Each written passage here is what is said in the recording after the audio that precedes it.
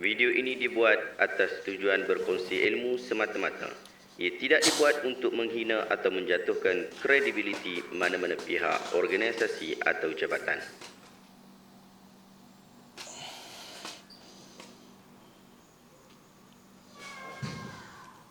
Assalamualaikum warahmatullahi wabarakatuh. Saya Syihabuddin. Terima kasih banyak kerana anda berada di channel YouTube saya dan terima kasih banyak jika anda telah tekan butang subscribe. Kalau belum tekan butang berkenaan, tekan butang itu sekarang. Jika ada video-video yang bermanfaat, insya-Allah akan ada di feed YouTube anda. Baru-baru ni sampai pada hari ini pun masih lagi orang berbincang dan berbicara dekat Facebook berkaitan tentang isu meminta tolong dengan pokok. Video yang viral yang merupakan kenyataan daripada Ustaz Engku Ahmad Fadil. Jom kita tengok video berkenaan sama-sama. Ya, minta tolong dengan makhluk tu boleh, asalkan kita beriktikad bahawa yang memberi adalah Allah. Bolehlah kita isti'anah dengan pokok, minta tolong dengan pokok, boleh ya? Tapi dengan syarat kamu yakin bahawa yang memberi adalah Allah, bukan pokok. Oh, dan lu dia pergi kat pokok, wahai pokok, tolonglah saya. Tak syirik ke lagu tu? Ini masalah orang yang literalis, faham literal. Kan ada satu kartun saya tengok, cikgu bagi arahan, murid-murid masukkan baju dalam seluar. Okeylah. Lepas dia cikgu bagi arahan tu, semua elok kemas lah. Tak ada lah berserabai baju tu keluar. Baju semua taknim. Seorang tak ada baju. Cikgu tanya, kan cikgu suruh letak baju dalam seluar. Oh, rupanya dia buka baju buh dalam seluar. Seluar dia kembung lah. Itu namanya golongan literalis. Bila kata-kata al-isti'anatu bil asjar itu boleh, ya, ambil pertolongan daripada pokok-pokok ni boleh, dengan syarat kamu i'tikad yang menolong adalah Allah, bukan pokok. Bukan suruh hampi minta dengan pokok, pokok tolong buat saya ni, bukan. Isti'anah dengan pokok tu ambil faedah daripada pokok tu sesuai dengan nature pokok. Apa dia? Kalau nak buat rumah, tebang pokok tu, jadikan kayu yang elok, cantum tu cara isti'anah dengan pokok. Kalau nak berobat, tengoklah pokok tu sesuai untuk penyakit apa, hang rebuih lah, hang proses lah, hang bakar ke apa, ikutlah dia punya cara dia. Itu isti'anah dengan pokok. Kalau hang pergi kat pokok, wahai pokok, tolonglah saya, syirik tak? Syirik, haram kalau dengan i'tikad pokok itu seperti Allah juga. Kalau dia tak i'tikad macam tu, Ustaz, dia hanya minta tapi dia tahu Allah yang tolong, itu tidak syirik tapi bodoh. Bodoh lah hang buat satu benda tak kena dengan cara dia. Kan satu benda tu Allah buat ada cara dia. Minta tolong dengan pokok, ni cara dia. Minta tolong dengan api, ni cara dia. Minta tolong dengan api, kalau macam majusi minta tolong dengan api itu menganggap api itu Tuhan, ya syirik.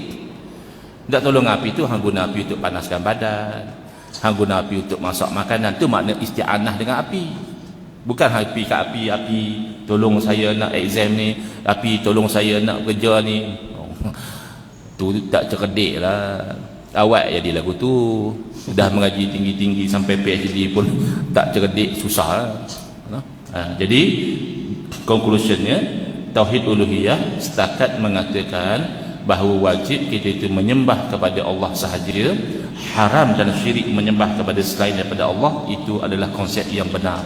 Okey, baik, kita dah tengok video berkenaan sama-sama tadi, kita berikan ulasan sikit. Tapi sebelum kita nak mula, saya nak berikan disclaimer terlebih dahulu. Kenyataan saya ini hanyalah pada video ini yang telah viral ini, dan ia tidak berkaitan dengan video-video lain ataupun persidangan lain. Sama ada dia tertutup ataupun terbuka. Saya tidak mendengar kenyataan-kenyataan lain itu dan saya tidak merujuk kepada kenyataan-kenyataan yang lain. Hanya video ini dan pada minit-minit yang telah viral ini sahaja. Jom kita buat semakan terhadap kenyataan ini. Kata Ustaz Engku, yang pertama, minta tolong pada makhluk itu boleh, asalkan kita beriktikad bahawa yang memberikan itu adalah Allah. Sahabat-sahabat, kenyataan ini pada saya secara umum dia ada terlalu ringkas dan pada saya tidak ada masalah. Ia termasuk dalam isu ta'awun bil birri wa taqwa. Anda boleh rujuk dalam tafsir bagi surah Al-Maidah ayat 2. Tetapi syaratnya mestilah minta tolong pada kadar yang manusia mampu untuk melakukannya. Seperti minta tolong angkat barang, minta tolong beli ikan dan sebagainya. Tapi tak boleh boleh kita nak minta diberikan rezeki, minta kepada seseorang untuk turunkan hujan, halang hujan. Sebab tu pawang hujan ni bercanggah dengan agama. Jadi tak boleh untuk percaya kepada pawang-pawang hujan. Dia boleh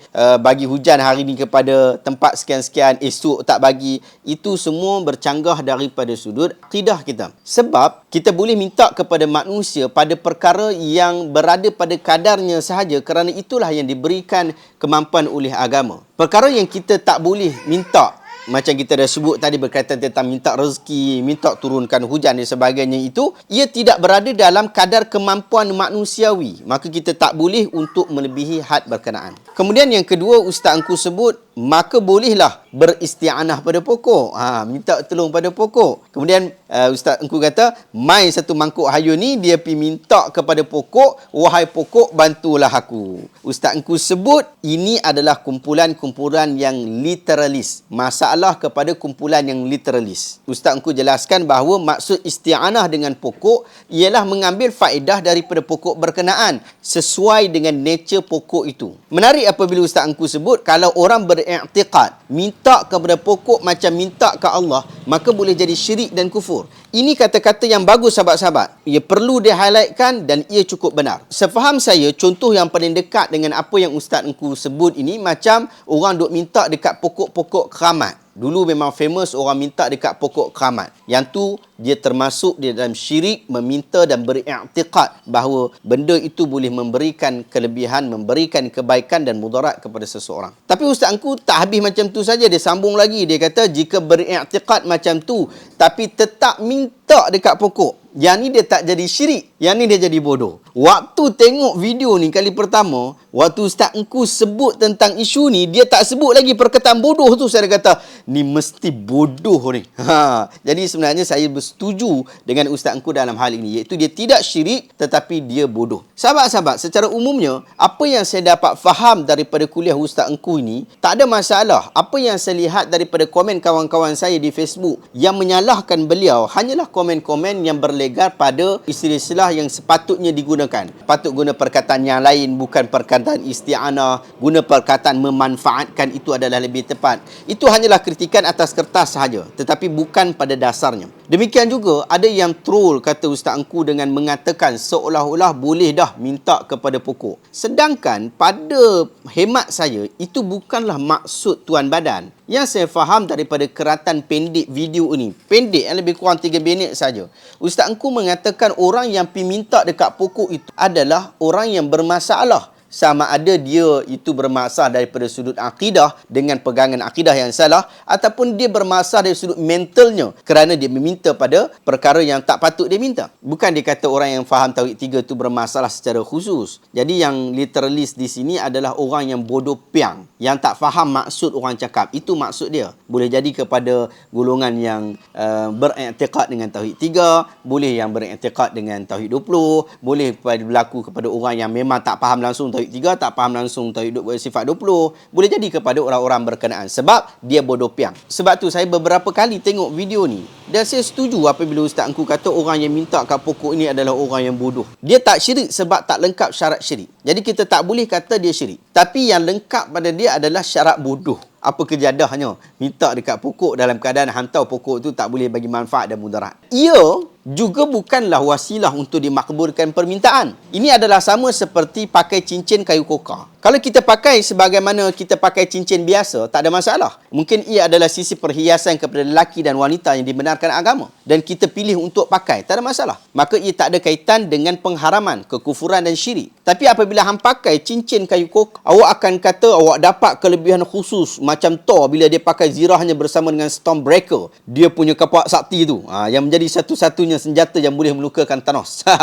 Yang ni dia masalah lah. Sebab dia punya pemikiran bahawa cincin kayu kokar dia tu dapat memberikan manfaat luar biasa. Sebab dia anggap barang itu boleh berikan manfaat, berikan mudarat. Dalam bab tu dia dah jadi tangkal. Sedangkan yang berikan manfaat dan mudarat secara hakiki hanyalah Allah semata-mata. Dan Nabi sendiri sebut benda ini sebagai tangkal dan syirik. Dalam hadis riwayat Imam Ahmad, hadis Uqbah bin Amir, bahawa dia dengan 10 orang sahabat datang kepada Rasulullah SAW, lalu baginda membai'ah 9 orang. Lalu menahan diri dari 1 orang di antara mereka. Lalu mereka bertanya, pasal apa dengan dia ni? Maka baginda Nabi SAW sebut, inna fi adudihi tamimah. Pada lengan dia tu ada tamimah, ada tangkal. Maka lelaki itu pun dia potong tamimah berkenaan. Lantas Rasulullah SAW membai'ah seraya bersabda, man 'allaqa faqad asyraka. Sesiapa yang menggantung tamimah, maka dia telah melakukan syirik. Hadis ini sahih riwayat Imam Ahmad dan Al-Hakim dalam Al-Mustadrak. Hadis ini membuktikan bahawa dengan menggunakan sesuatu tangkal seperti gelang dan cincin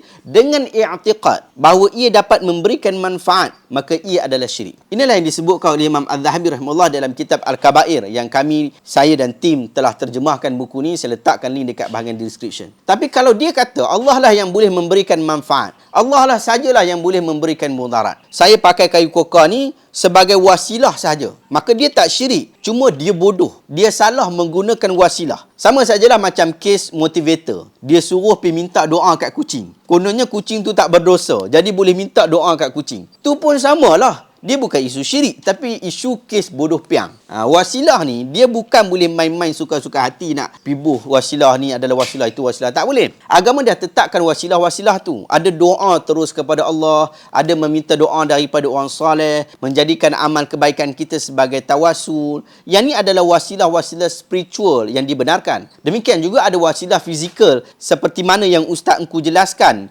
Ia berada dalam disiplin sebab dan akibat. Dengan sebab makan Panadol, kita sembuh. Tetapi yang memberikan kesembuhan itu adalah Allah, bukanlah ubat. Kerana ubat itu hanyalah wasilah dan ia adalah wasilah yang dibenarkan oleh agama. Tetapi kes pokok atau kayu kokar tadi, ia tak termasuk dalam wasilah ini. Kerana ia tidak terjadi dengan disiplin sebab dan akibat. Wallahu ta'ala alam. Adakah anda dapat sesuatu ilmu yang bermanfaat pada hari ini? Jika anda rasa video ini bermanfaat, jangan lupa tekan butang share. Semoga orang lain juga mendapat manfaat yang sama.